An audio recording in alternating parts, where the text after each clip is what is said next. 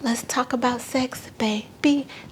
Hey family, it's Danielle, and today I am going to do a Tuesday chat.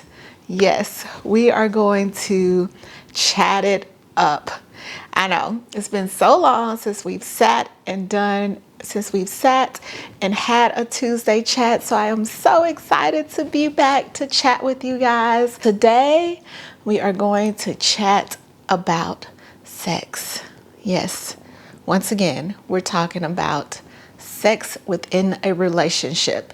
So if you guys want to sit and chat with me about sex in a relationship, then stick around for the video. The snob life, the homeschooling life, the bar life, the non-traditional life, the family life, telling it how it is, life outside the box. And if you don't know what that means, it's the non-traditional mommy. Baby. But before we jump into this video, if you're new here, hi, welcome. My name is Danielle and I am the non-traditional mommy. And on this channel, we do things like unconventional chats and sit and chat about life, marriage, parenting, homeschooling, and anything of that nature. So if any of that is of interest to you, I would love for you to consider joining my little family and hitting the subscribe button. To the rest of my non-traditional family, you guys are the MVPs. Love you bunches. Thanks for hanging in there with me, you guys. All right, you guys, grab your drinks. Grab your drinks. I know you didn't have your drink ready because you were like, what? We doing a chat today? We doing a chat today? So I'll wait while you get prepared to chat. While you prepare your drink, I am drinking a iced mocha coffee that I made with my lovely espresso machine. I love that machine, y'all. I love it. So that's what I'm gonna be sipping on while we chat. All right, you guys, let's chat, but let me take a drink first. All right. So I wanted to sit and chat with you guys about sex within a relationship today. If you guys have not seen my other video where I talked about obligatory sex within a relationship, I will leave it linked for you to go check out. I think it's pretty interesting. So go check that one out once we're done chatting here. But today I wanted to chat about the idea of women and sex. So let's just get into it. So this topic came about when I was at my midwife appointment. It was my, I think, 2-week checkup. So I went to my 2-week checkup and, we were doing the checkup and then my midwife says, okay, it's only been 2 weeks. You have to wait before you can resume sexual intercourse. So, just wait. And then she turns to my husband who was with me and she's like, listen, she has to let her body heal. Okay. It may even be up to 8 weeks before she is completely healed. So she just needs time to heal. It's a lot of work and a lot of stress on the body when a woman gives birth. So she just needs time to heal. And he's like, okay, did I say something that insinuated that I was like, so he says to her, he's like, are there men that are, pressuring their wives to have sex at 2 weeks in? And she was like, oh yeah, believe it or not, there are. And so he's like, okay. But, her intentions were not ill. There were no ill intentions behind that comment or that statement. She was just simply, doing her job and informing that, hey, it's 2 weeks, you still need to wait.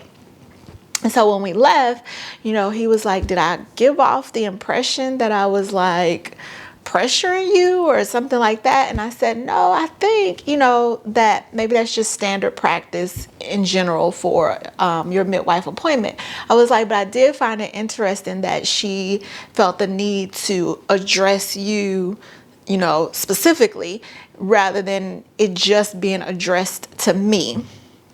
And so that brought up the whole idea of, sex and roles with when it comes to sex. You know, I think society has placed this whole idea that, you know, when a couple is having lots of sex, or if a couple has a lot of kids, it's because of the man. It's not necessarily because of the woman. Like, the woman isn't the one that is promoting or pushing or has the higher sex drive. And you know, maybe she didn't necessarily want to have all of those children, and it's a religious reason. And, you know, the man kind of has his chest boasted out about the number of children he has. It's never ever looked at like, well, maybe it's her. Maybe she's the reason that, you know, they have a lot of kids, or maybe she's the reason that they have a lot of sex. Maybe it's her. It's like this idea that men are sexually driven and women are emotionally driven. And so it made me think, like, is that a society thing, or is that fact? Like, is that a biological thing, or is that something that society has once again placed on us? Like, it has became, you know, role. And, you know, the whole idea of a woman needs to be a lady in the streets, you know, and if she's too overly sexual, then she's a freak or a garden tool. You know, she just cannot be this sexual being. And so you have that whole part of it. And then there's the other flip side of it, where the man can be this whole sexual creature and he can have a whole lot of sex, but the burden of making sure he doesn't have children is not on him. That burden becomes on the woman. It's like, you need to be the one on birth control. You need to be the one that's making sure you don't have, you know, a baby. What are you gonna do? It's not on him. And so it's like, that's so interesting. Like, that dynamic is so interesting. You know, in my mind, it's, well, if you think the man is the one that is this sexually driven person, shouldn't he be on some type of birth control because he wants to be out here having all this sex per se?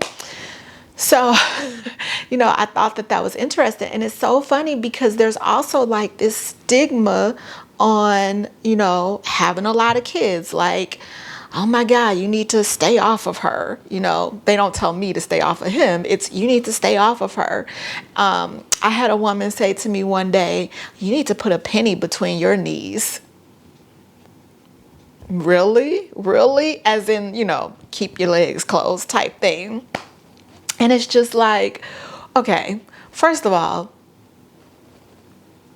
it's none of your business. But second of all, who came up with this idea that it's one or the other? Like, who said that women are all about communication and men are just like, let's get to it? How do we know the roles couldn't be reversed, where the woman's like, let's get to it, and he's like, but I want to talk and I want to cuddle? And in the event that it is that way, then he's looked at as like weak or a punk or soft or all these other things. And like I said earlier, she's looked at as, you know, just insert a lot of inappropriate words right here. What are you guys' thoughts on that? Like, is this something that society has placed as, again, another role? Or is this biological? Is it biologically and scientifically proven that men generally just really do have, you know, these higher sex drives and women don't? If you're a doctor, I love to hear that. And I think this poses, I need to do some research on this, y'all, because I'm really genuinely curious about it. So, you know, my thoughts are, why is it not okay for the woman to lead in that role? And it's so funny because I have another video coming up in regards to sex, you guys, that's probably going to contradict this entire chat. I think, you know what, I think we need to just do like a whole series around sex. Let's talk about sex, baby. Let's talk about you and me. I don't know. You guys let me know. If you want to do a series around this topic, let me know in the comments below or give me a thumbs up. But who said that women cannot be the ones that are promoting this, the ones that are pushing for it, the ones that are the leaders in the bedroom? Like, there's this whole idea that the woman cannot be in charge in the bedroom. Like, we cannot be in charge of our own sexuality, of our own bodies, that somebody else dictates that and controls that for us, except when it comes to getting pregnant. Then when it comes to that, then we're in charge. Then we are the ones that dictate if that happens.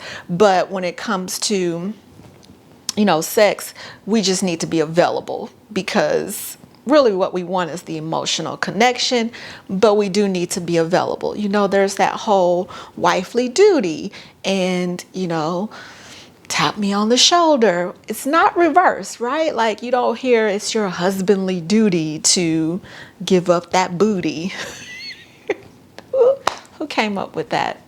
Anyway, you don't hear sayings like that. The husband's duty is to provide and put food on the table and,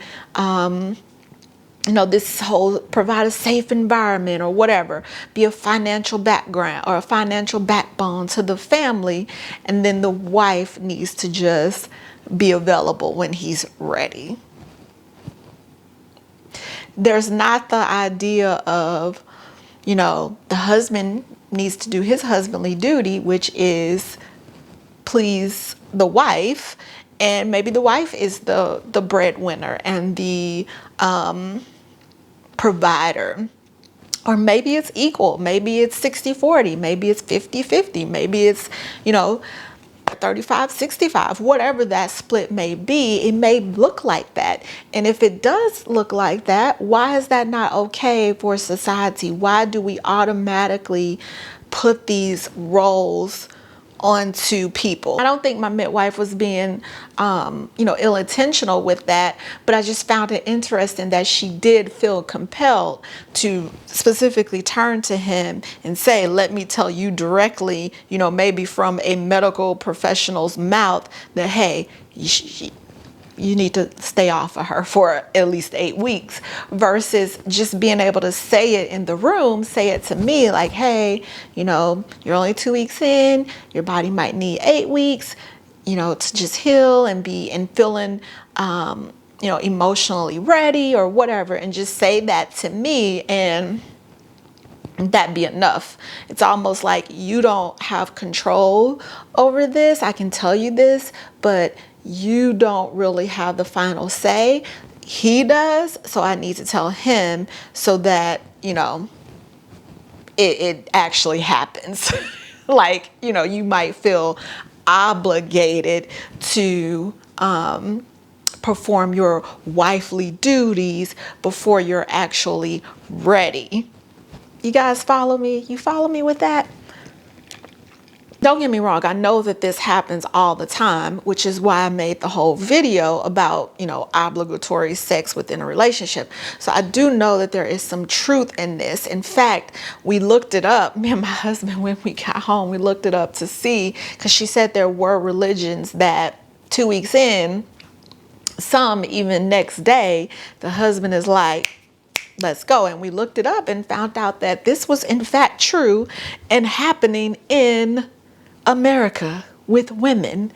And I was just dumbfounded by that. So while I know it's true that that is, kind of the typical reality, I guess I'm just wondering, how did that become the reality? Is that a biological thing that it became a reality, or this is a man's world and they dictated that and made it that way? But if we really took a step back, that wouldn't be the actual case. That's what I'm wondering. I'm just wondering, like, where did all of these things and thoughts around, sex with women and in a marriage and in a relationship come from, and particularly in a marriage, you guys? Where did these things come from? The same concept plays with little boys and little girls. When it comes to having a son, the dad will be like, oh yeah, you see her? Yeah, pound it out. She's cute, right? Like sexualizing this other girl, this somebody else's daughter. But then with their daughters, they're like, you're not getting married until you're 55, and I got my shotgun and all this other stuff. Whereas, and then with moms, with their sons, they'll be like, oh, the girls better watch out, and my son this and my son that. And their daughters, it's like, her daddy is not playing. He got his shotgun ready, so don't even look over here. It's like, what? Okay, so it's okay for the boy to be sexualizing somebody else's daughter, or it's okay for him to be all about meeting somebody and having sex or getting married or whatever, but the daughter, the girl, she better not even think about it until she's like 110. So it's that same kind of idea. Even when you're younger, like it starts, to me, this whole idea starts at a very early age with putting these ideas and concepts into our heads that it's okay for a boy to be sexual and to sexualize women, but it's not okay for girls to be sexual or to look at boys. It starts at a very young age. And so, again, I have to ask the question, is that biological or is that societal? And I'm going to go with society because, boys and girls get their puberty around the same age, between that 11, 16 age frame. Like, it's not like a boy goes through puberty at 10 and a girl doesn't go through puberty until she's 18, which then would signify, oh, okay, well, boys, are earlier than girls. It's relatively the same age bracket. So that says to me that that's not a biological thing, but instead that this is something that, society has once again made into a reality. And in my mind, it's so unhealthy. Like the thought and the way that we talk about sex and even within our relationships, the way we talk about it is so unhealthy. Like it's just not healthy. It really isn't. And so that's kind of why I wanted to sit and chat with you guys, because I do think that we need to talk about it more, and we need to talk about it openly, and women need to be talking about it. Like we need to be the ones that are having these discussions and these talks around sexuality and sensuality in our bodies and how we feel about it and what our thoughts are and what's okay, what's not okay, and that needs to be normalized. So those are my thoughts. What do you guys think? What are your thoughts? I'm so curious to see if I am the only one that witnessed this or experienced this, or if you guys think that it is biological this way, or if this is a societal thing and it's really not biological. So I'm curious to hear your thoughts on this, you guys. Anyway, that's it. Short and sweet chat, to the point. Again, I would love to hear your thoughts on this. If you have not seen my last video around this topic, again, I will leave it linked for you guys. If you're still here, cheers. Thank you. Cheers. Thank you for sticking around for this chat and hanging out with me. I would love for you to become a part of the family and make it official and hit the subscribe button. To the rest of my non-traditional family, I love you guys, and I will see you in the next one. Bye. Wait, stop. Don't go yet. Don't go, y'all. If you want to see some more videos from me, you can check them out here and here and I will meet you over there. Come on, let's go. I'll meet you.